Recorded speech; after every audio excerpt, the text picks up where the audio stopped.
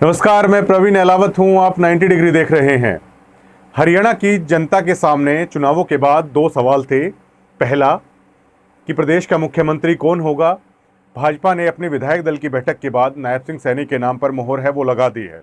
दूसरा मुद्दा ये था कि अब नेता प्रतिपक्ष है वो कौन होने वाला है, क्योंकि राहुल गांधी के रवैये से ये स्पष्ट हो चला था कि राहुल गांधी नहीं चाहते कि हुड्डा गुट का वैसा दबदबा रहे हरियाणा प्रदेश की पॉलिटिक्स के अहम पदों पर। इसी को देखते हुए दूसरे सवाल का जवाब है आज चौधरी भूपेंद्र सिंह हुड्डा ने देने की कोशिश की है। अब से कुछ ही देर पहले हुड्डा साहब के दिल्ली स्थित आवास पर यह कहा जा रहा है कि 31 नवनिर्वाचित विधायक हैं वो पहुंचे हैं।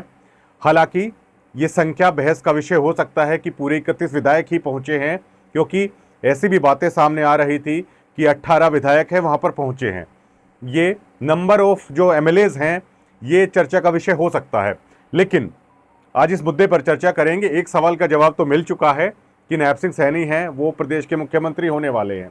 अब एक सवाल जो बाकी है वो ये है कि नेता प्रतिपक्ष है वो कौन होने वाला है। कांग्रेस की तरफ से जो प्रदेश अध्यक्ष है अब कौन होने वाला है, कांग्रेस के जो प्रदेश प्रभारी हैं उस पद पर कौन विराजमान है वो होने वाला है। हुड्डा साहब ने 18 तारीख को, आपको पता होगा कि कांग्रेस ने अपने विधायक दल की बैठक है वो बुलाई है, जिसमें विधायक दल के नेता का चुनाव है, कांग्रेस पार्टी के विधायक है वो मिलकर करेंगे। लेकिन उससे पहले चौधरी भूपेंद्र सिंह हुड्डा ने जिस तरह से ये इमरजेंसी मीटिंग बुलाई है उसके सियासी मायने काफ़ी बड़े हैं वो निकाले जा रहे हैं।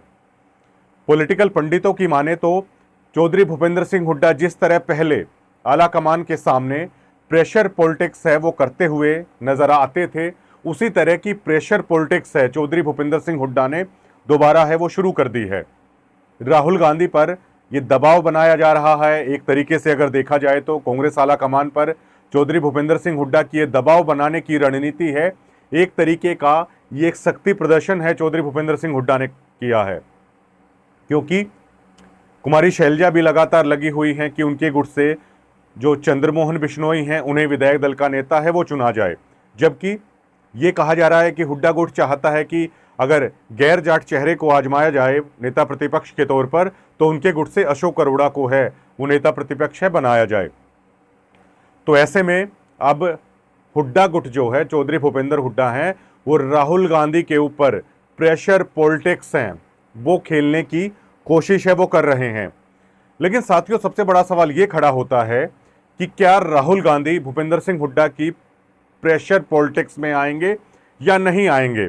और सबसे बड़ा सवाल है वो यही खड़ा होता है कि क्या कांग्रेस का मकसद कभी भी पूरी तरीके से भाजपा के खिलाफ संघर्ष करना रहा भी है या नहीं रहा है।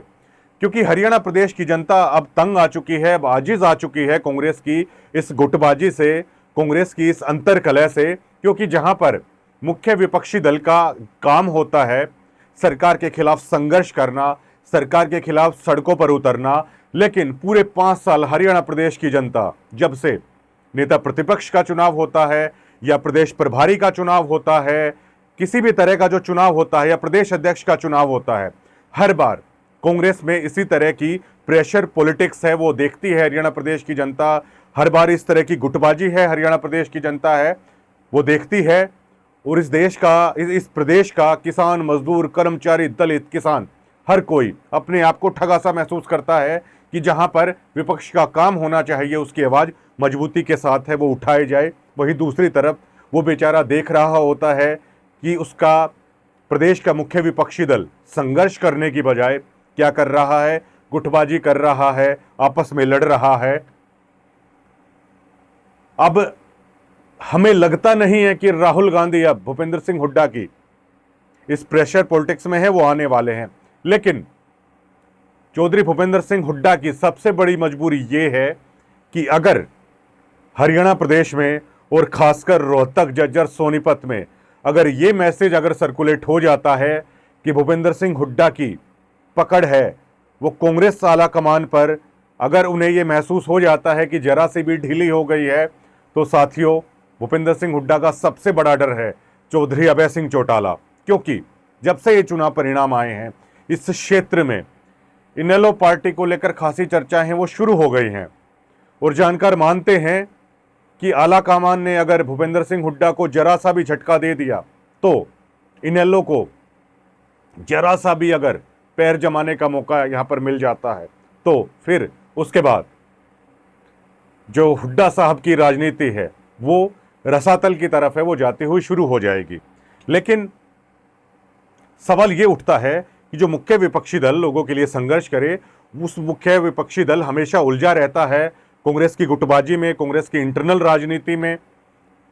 आने वाला समय ही बताएगा कि राहुल गांधी पर भूपेंद्र सिंह हुड्डा की प्रेशर पॉलिटिक्स अब की बार काम कर पाती है या नहीं कर पाती है। अगर ऐसा नहीं होता है तो आप मानकर चलिए कि कांग्रेस अपनी गलतियों से सबक लेने के लिए कतई भी तैयार नहीं है। मतलब कांग्रेस ये दिखाना चाहती है कि जिस तरीके से भाजपा जैसी मजबूत पार्टी के साथ पुरानी ढर्रे पर चलकर दोबारा से लड़ाई है कांग्रेस लड़ना चाहती है, लेकिन उसी ढर्रे पर पहले भी चलकर कांग्रेस देख चुकी है, नतीजा बिल्कुल सिफर रहा। इतनी लहर होने के बावजूद भी पार्टी है वो जीत है वो दर्ज नहीं कर पाई। शुक्रिया।